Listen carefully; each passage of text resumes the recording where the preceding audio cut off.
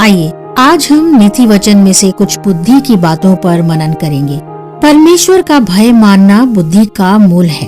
बुद्धि और शिक्षा को मूढ़ ही लोग तुच्छ जानते हैं। हे मेरे पुत्र, अपने पिता की शिक्षा पर कान लगा और अपने माता की शिक्षा को ना तज, क्योंकि वे मानो तेरे सिर के लिए शोभायमान मुकुट और तेरे गले के लिए कंठमाला होगी। हे मेरे पुत्र, यदि पापी लोग तुझे फुसलाएं तो उनकी बात ना मानना।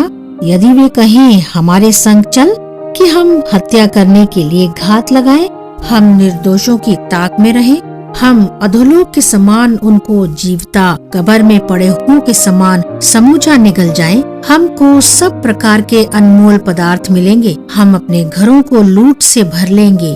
तू हमारा साझी हो जा, हम सबों का एक ही बटुआ हो। तो हे मेरे पुत्र, तू उनके संग मार्ग में ना चलना, वरन उनकी डगर में पाँव भी ना रखना, क्योंकि वो बुराई ही करने को दौड़ते हैं और हत्या करने को फुर्ती करते हैं। क्योंकि पक्षी के देखते हुए जाल फैलाना व्यर्थ होता है, और ये लोग तो अपनी ही हत्या करने के लिए घात लगाते हैं और अपने ही प्राणों की घात में रहते हैं। सब लालचियों की चाल ऐसी ही होती है, उनका प्राण लालच ही के कारण नष्ट हो जाता है। लेकिन बुद्धि की चेतावनी देखिए। बुद्धि सड़क में ऊंचे स्वर से बोलती है और चौकों में प्रचार करती है। वो बाजार की भीड़ में पुकारती है, वो फाटकों के बीच में और नगर के भीतर भी ये बातें बोलती है। हे भोले लोगों, तुम कब तक भोलेपन से प्रीति रखोगे? हे ठट्ठा करने वालों, तुम कब तक ठट्ठा करने से प्रसन्न रहोगे? हे मूर्खों, तुम कब तक ज्ञान से बैर रखोगे?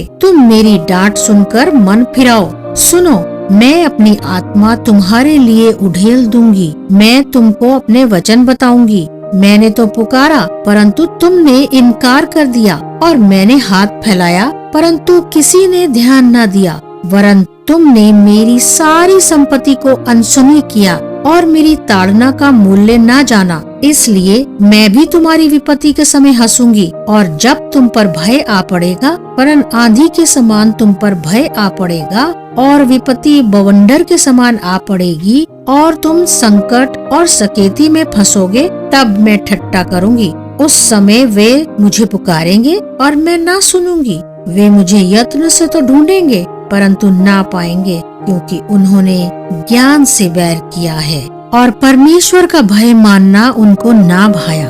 उन्होंने मेरी सम्मति ना चाही, वरन मेरी सब ताड़नाओं को तुच्छ जाना। इसलिए वो अपनी करनी का फल आप भोगेंगे और अपनी युक्तियों के फल से अघा जाएंगे, क्योंकि भोले लोगों का भटक जाना उनके घात किए जाने का कारण होगा, और निश्चिंत रहने के कारण मूढ़ लोग तो नष्ट होंगे। परंतु जो मेरी सुनेगा वो निडर बसा रहेगा और बेखटके सुख से रहेगा।